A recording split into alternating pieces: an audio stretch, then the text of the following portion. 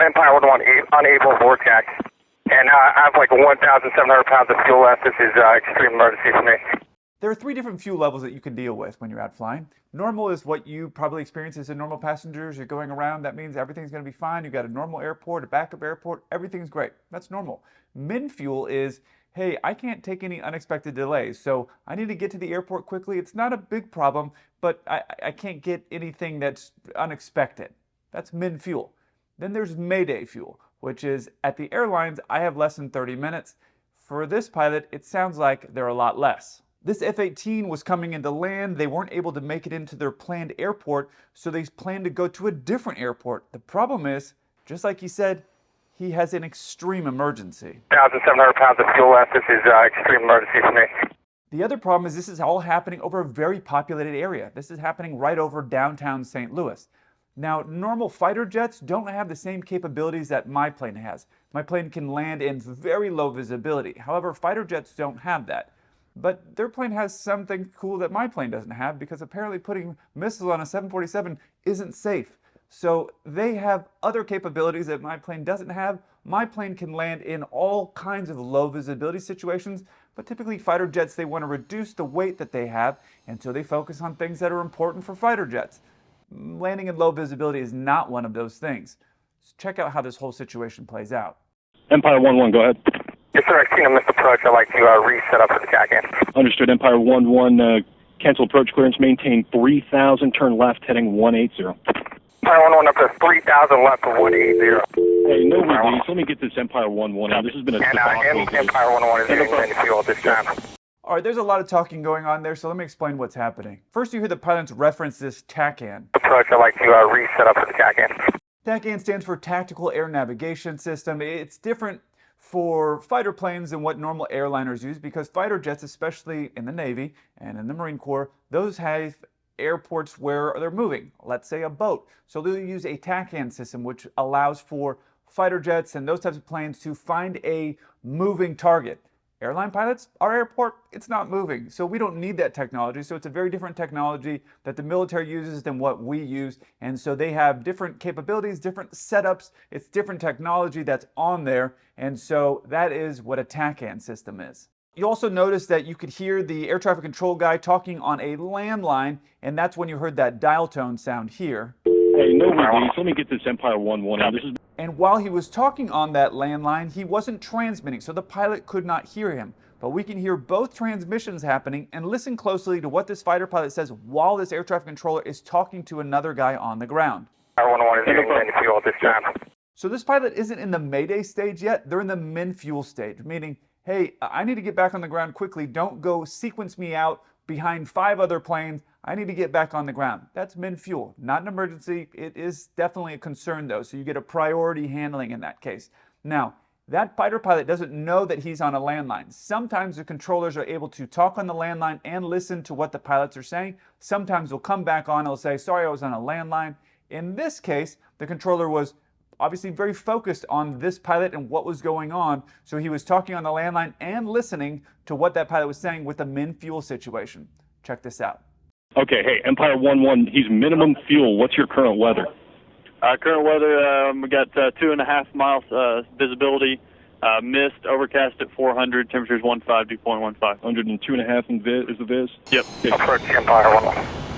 So all this is happening right now is the controllers are talking to each other, and they're talking on a landline. And now the pilot isn't going to be able to hear that, but we have the audio for both. So we have the landline conversation that's happening between the 2 air traffic controllers, and that controller is trying to figure out what's going on at that airport. So you have controllers that are handling big, large amounts of airspace, and then you have people that are handling more smaller airspaces like an airport, where you really need to know the specifics. So what the guy is saying is, hey, at this airport we got 2.5 miles of visibility, and the overcast, meaning the clouds are 400 feet above the airport. The problem is that this is a Tacan approach, meaning it's a non-precision approach, meaning it's going to give your plane guidance left or right to get lined up with the runway, but not give you a path to get close to the ground. So a precision approach is going to get you really low to the ground. That's what you typically see at the airports. They'll get you really low to the ground, and in some cases it will allow the plane to land and stop itself on the runway. But your typical precision approach is going to get you lower to the ground because it's giving you protection from trees and other things around the area.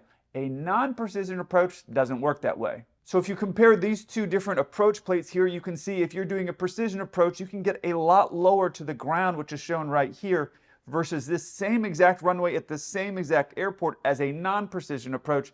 It keeps you a lot higher off the ground because it needs to have that level of protection because it isn't able to track your path getting to the runway. So the problem is with being 400 overcast, it's going to be low to the ground and it may not have the ability to break out because you have to be able to see the runway or airport environment in order to get lower. So if at 400 feet it's overcast, if that pilot isn't low enough to get underneath the clouds to be able to see that airport, he has no choice but per the regulations to go back up in the air and try again. Being minimum fuel and having low visibility is not a great combo that you want to be in. Check this out. Empire 1-1, I copy you, sir.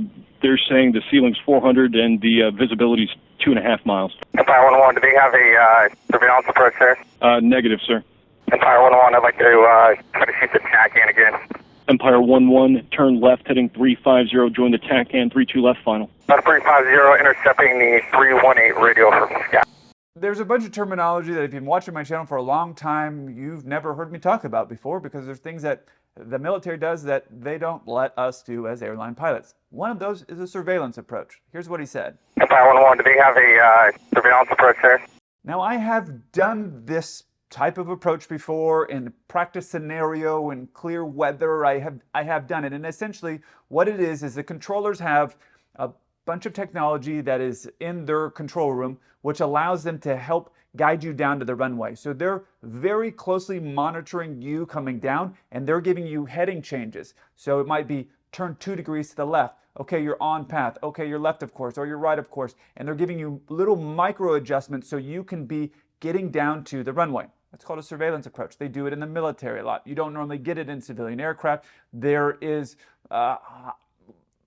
not a reason really to have that for civilian aircraft because you're going to a known location where all the technology is set up, but in the military, they might be going to a place that they just got to, so they don't have all the ground equipment set up there, so they'll have something like this set up to help planes get to the ground in a low visibility situation. So they kind of set up for a all things possible scenario, which we don't really have in the civilian world because that's not the type of flying that people want to be on. A plane where you're going, hey, we're going to go to this airport and we're going to try this approach and a guy's going to kind of walk us down and we're not going to be able to see there. We've never been there and we're not quite sure what the runway is going to be like, but let's go find out. Nobody wants to get on that type of flight, but in the military, that's what they sign up for. So for example, air traffic control would be watching this plane coming in, and if he was left of course like this, he might say, you're slightly left of course, turn right heading 2 degrees, and that will get the plane back onto course, and they'll keep giving those micro corrections until they get in and low enough to be able to see the runway. Once they see the runway, then the plane's able to just do what pilots do, come in and land the aircraft. So he's saying, hey, this Tacan approach wasn't able to get me low enough. Let's try this alternative option of the surveillance approach. Maybe that will help me get in lower because you're being closely monitored by air traffic control. They can give you a lot of protections. And so he was going for that. There's no option for that. So they're going to go back and try this Tacan approach again and hope that the weather and the visibility is good that he can get in there and land. Guess it doesn't happen like he's hoping. Check this out. 1-1, sir, you are 4 miles from Kumab. Maintain 2,200 until established on the approach. Cleared Tacan, runway 32 left approach. Cleared for the Tacan 32 left. Empire 1-1, contact Scott Tower 253.5. 253.5, working. You did hear that frequency, right? They use different frequencies in the military than they typically use in the civilian world, different radios, different, pretty much everything. It's all different. Sometimes you can hear, sometimes I can hear when I'm flying, the military is talking on a frequency that I can hear. Sometimes air traffic control will be transmitting on a frequency that I can hear and the fighter pilots or the military pilots can hear, but I can't hear the military pilots. They have all these different blended ones. In this case, we got all the frequencies, but he's going to contact him because his plane is set up to talk on that specific frequency. We just happen to have that. So I just pause it because some of you might be thinking, did I hear that frequency right? So you did, but obviously it's not going to work out. Check this out. Empire 1-1, XT missed approach. Empire 1-1, Roger, would you like to try approach clearance cancel, maintain 3,000? Do you have enough fuel to try the Tacan into Lambert? The weather is a little bit better at Lambert, overcast 800. Okay, firm, yeah, as long as that's above Tacan lands, I need to do that immediately. I'm declaring an emergency at this time. Empire 1-1, Roger. I'll read you the winds at Lambert. Flighting 300 for now. It's 020 at 7. Visibility is 3 and haze. Overcast 800 at Lambert. Plan to Tacan approach runway 32 left. Copy, 32 left at Lambert and shoot them in for that Tacan. And can you give me a initial distance from Lambert from here? Empire 1-1, your distance to 28 nautical miles from Lambert. Empire 1-1, need to climb immediately, at least up to 10,000 feet. Empire 1-1, climb maintain 10,000. Approach Empire 1-1. I don't have any information for Lambert, so I'm going to need some help on this approach to try to get on deck. Roger, Empire 1-1, I've got the approach plate in front of me. It's the St. Louis Vortac. The frequency is 117.4. So Empire 1-1, unable Vortac. Man, that just gives me chills just imagining being in that situation as a pilot. The guy's mayday fuel, emergency fuel, meaning he doesn't have a lot of options with him. That he's already started heading towards this airport, which the controller said, hey, we got this approach over here, this Tacan approach, come over here. And he said the visibility's, the overcast is 800, meaning he's got a lot more clearance to get lower to the ground and see the runway, right? So it's better visibility, 3 miles, 800 overcast, so he's going to have a chance to get lower to the ground and see the runway. So he starts heading that plane, that fighter plane over there, and then all of a sudden it's like, hey, okay, blah, blah, blah, blah, blah, and it's going to be this, and the pilot's like, I can't do that approach. I don't have the technology on my plane to do that. Here's the confusing part of all this. You heard initially the controller say this. Empire 1-1, Roger, would you like to try approach clearance cancel, maintain 3,000? Do you have enough fuel to try the Tacan into Lambert? The weather is a little bit better at Lambert, overcast 800. But then as the pilot gets further and headed in that direction, the controller says this. Roger, Empire 1-1, I've got the approach plate in front of me. It's the St. Louis Vortac. The frequency is 117.4. Now, since Tacan is a military only, I've never shot one. I have no idea even what it looks like. I've never paid attention to it. It's not something that I've ever cared about. It's never been on my plane. But I've always been told a Vortac is a system which basically allows you to do a VOR approach, which is a civilian approach, or a Tacan approach, which is a military approach. It's similar in a lot of ways. It gives you not precision guidance to the runway, but left and right movements to get you in there. And so I've always been told, Vortac, great, that has everything, it has both things. Apparently not in this particular situation. However, it is possible that the controller made a small mistake because he read the frequency like this. The frequency is 117.4. On a VOR, you'll have these types of frequencies, which is what we use on our plane to help get the guidance to come in. However, on a Tacan plate, you'll notice that the frequency is very different. So I'm not 100% sure exactly how this all played out. It's possible that the controller, who doesn't typically read approach plates like pilots do, I read approach plates all the time, there's a lot of information to read on there. So it's possible that he looked at that approach plate and the Tacan frequency was on there. However, he read him the VOR frequency. The pilot, hearing the VOR frequency, is going, I can't do that. I can't do the Vortac approach. So it's possible that that is a scenario. The pilot is also under a high stress load right now. He's on a mayday fuel situation. He is over a big populated city. He's now going to another airport. He's having to climb up in altitude. So he's got a lot of different things going on. It's possible under a different scenario, in a more calm environment, that pilot might think, hey, do you see a Tacan frequency on there? Maybe that's on the plate, or maybe it's not on the plate, but he would have needed that frequency and able to get in there. That's one scenario. Another possible scenario is the pilot saying, I can't do it, meaning I don't have the fuel to shoot a full approach. I just need to get onto the ground. That's another possible scenario where he's saying, I can't do it. I don't really know how it all played out. Was the Tacan frequency on there? This from a while ago, so I don't have the approach plate of what it was, and those things change all the time, so I can't ever really see what he was seeing to be able to find it, or whether it's not on there or not. However, this is a terrible situation they've got themselves into. He's over a city. He's got no fuel. The controller got him over there and now can't get him onto the ground. The only good thing that they have working for them is that the ceiling is a lot higher. Now, it was a bit strange for me when the pilot said this. Empire 1-1, need to climb immediately, at least up to 10,000 feet. Obviously, fighter jets have different types of engines than we have. They're similar types. Don't get me wrong, they're similar, but they're not the same. A passenger plane, like let's say I was in that situation on my plane or a normal civilian commercial airliner, and I was at, let's say, 3,000, and let's say that was the minimum safe altitude for that area over the city getting me to there. I wouldn't go up to 10,000. One, because I got a lot more weight to get up in the air, so I'm going to burn a lot more fuel going up to go back down. However, a fighter jet being a lot lighter, it's probably going to be on their profile to get up in the air really quickly and then do an idle descent to get onto the runway. That is how it is most fuel efficient for them. However, let's say on my plane, I'm going to burn a lot of fuel to get up, and then it's not going to help me because I'm not going to be able to make that gas up going down. This, to me, even on a smaller fighter jet, which I've never flown, and the Blue Angels has never given me the ride that I've been begging for years to know how that profile would look. But those planes, they may have a different profile that allows them to get up there, and that's better and more fuel efficient. These fighter pilots, it's pretty wild just how much knowledge that they have on their aircraft and how capable they are. They do a lot of training, very extensive amount of training before they get to go out and fly these planes. So they know exactly like, hey, in this scenario, this is what you need to do. And I'm guessing that's kind of what it is. Hey, you're in a Mayday fuel scenario. You need to get up to 10,000 feet. He's about 30 miles out. So that's probably the proper glide ratio for them to get in, and then just do an idle descent to the runway. As a pilot, you know, altitude is always going to be your friend. It's always going to give you a lot of options. So I'm guessing that's where he's going with it. But it was a little surprising for me to see him say, hey, I'm 28 miles away. Let me get up 10,000 feet in the air before I go into the runway. But I'm pretty sure he knows what he's doing. And I have like 1,700 pounds of fuel left. This is extreme emergency for me. I understand, Empire 1-1. Empire 1-1 understands you can't get 117.4? It's a negative 117.4, unable. Empire 1-1, we're going to try to guide you in by radar, sir. Empire 1-1, that would be ideal.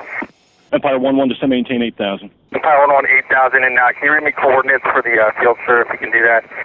I just took a break. I had to call a friend of mine who used to fly, a friend of mine, his brother used to fly F-18s. So I was just like 1,700 pounds of fuel. For me, like, we're not going anywhere on my plane. I wouldn't even probably show up on there, but 1,700 pounds of fuel, like, how big of a problem is that? So I just called a buddy of mine. His brother used to fly him. And he basically saying, for us, our Mayday fuel, 1,800 pounds. That's our Mayday fuel.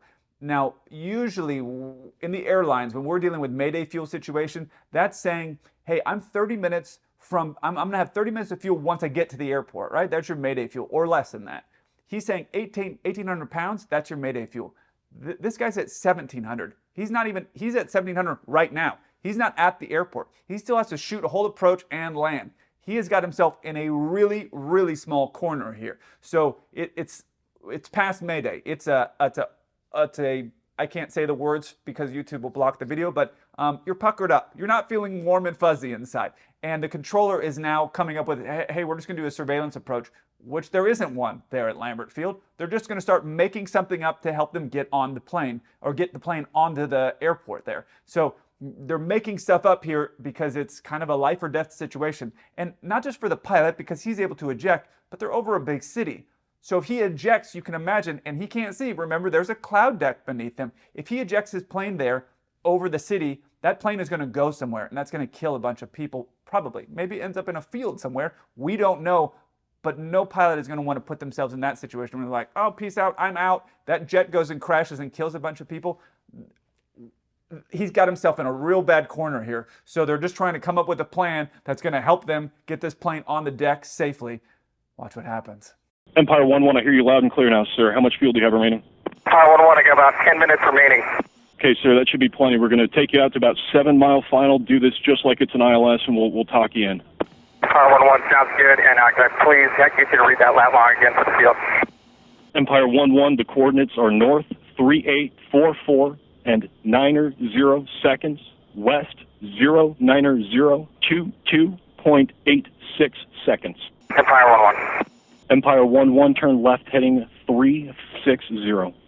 Man, I love the teamwork here. The guy's basically saying, hey, we're going to get you in there. We're going to get you on the deck, running it like an ILS, which is the normal thing that you and I, civilian pilots, are used to using. It gives you lateral guidance, it gives you vertical guidance, and they're just going to use everything they have and come up with a solution here. So the other thing that you heard the pilot ask for that you probably never heard for is that he asked for the coordinates to the airport. Empire 1-1, sounds good. And can I please get you to read that lat line again for the field? The pilot is able to use something in their aircraft that gives them an exact coordinates. As you can imagine, as a fighter pilot, there's times where you need to go to a place where, like, the bad guys aren't just saying like, hey, this is my address. So they get a lat long and they're able to plug that into their computer, and that puts a pin on their screen where they're able to see exactly where they need to go.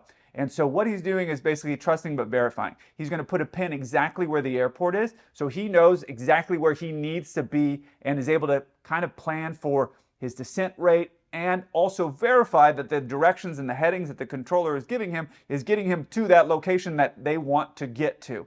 So it's a trust but verify, which is really how every pilot should be flying. This guy's doing an excellent job as a controller, and this pilot is doing an excellent job. They're working as a team. The controller is remaining extremely calm, and the pilot, who's in this totally very bad situation, is also remaining calm. One of the things that I like that this controller is doing as well as he's reading those lat longs, he's saying it very slow. The stress level for both of these people is very high, and both of them, you could tell, are remaining very calm. Normally, as people get nervous, they start speaking faster and faster. However, this controller said those frequencies in a very calm, methodical way, so that way the pilot could type those in. Because this pilot is doing that while he's flying the plane, while he's trying to get there, while he's watching his fuel. So if he starts reading them too fast and the guy types it in wrong, he's got to do it all over again. So he gave it to him in a very slow way. I love everything about this. Watch what happens next. Empire 1-1, you are 4.5 miles from Lambert. Descend at pilot's discretion at a standard rate of descent. Maintain 1,000. Empire 1-1, you're 4 miles now. I'm going to stay keyed up on this frequency. Winds are 010 at 7. Heading is looking good. Empire 1-1, you are right on the final. Empire 1-1, you are on a 3-mile final. I'm going to come off the frequency for a moment in case there's anything you need to say. Empire 1-1, you're now lined up for runway 30 left on a 1 1/4 mile final. Empire 1-1, runway now 1 mile ahead. Empire 1-1, if you can see the airport, you're clear to land, runway 30 left. This is low. Empire 1-1's on the ground, we got him. Thanks the good Lord. Thank you guys for your help. All right. Casey. Apparently he landed with about 5 minutes of fuel, which is a scenario that I never want to find myself in. Fighter pilots obviously have different things that they do. They fly closer to the edge. I don't think any fighter pilot is aiming to go out to land with 5 minutes of fuel. You're never going to find, honestly, my plane, if it had 5 minutes of fuel, would be out because it's not set up the same fuel tank configuration that a fighter plane is set up for. But landing with 5 minutes of fuel is wild. The fact that these two guys worked as a team in order to get this plane on the ground is just a crazy use of what we call crew resource management, CRM. Now, a lot of pilots think sometimes that's just between the two of them. I always, when I fly passengers, I tell the flight attendants when I do my PAX flights, I tell them, hey, if you see something, you smell something, you guys have the majority of the plane, I need you to let me know because I may not know about it. So they're not up on the flight deck, so they can't help me. And some pilots sometimes forget that, and they just go like, I'm up here, it's me and the other pilots up here, that's all that matters. But that's not necessarily the case because you might have a flight attendant that's in the back of the plane that's smelling smoke or smelling fumes, and that it hasn't set up the alarm yet, so the pilots don't know about it. And if they don't say something, we as the pilots don't know. Well, this air traffic controller is not a pilot. But this is a perfect example of crew resource management, and the pilot's using all available resources to get this person on the ground. And this controller is doing the exact same thing. Inventing something is not something that you're really supposed to do in aviation. However, at the end of the day, in the FAA, you're able to break all the rules in the interest of safety. They made something up. There was no surveillance approach to get into this airport. They just said, hey, as a team, this is what we're going to do. We're going to get you on the deck. And it's amazing to me how calm both of these people work together to get this plane safely on the ground. I love everything about it. I look forward to hearing from you. Until then, keep the blue side up.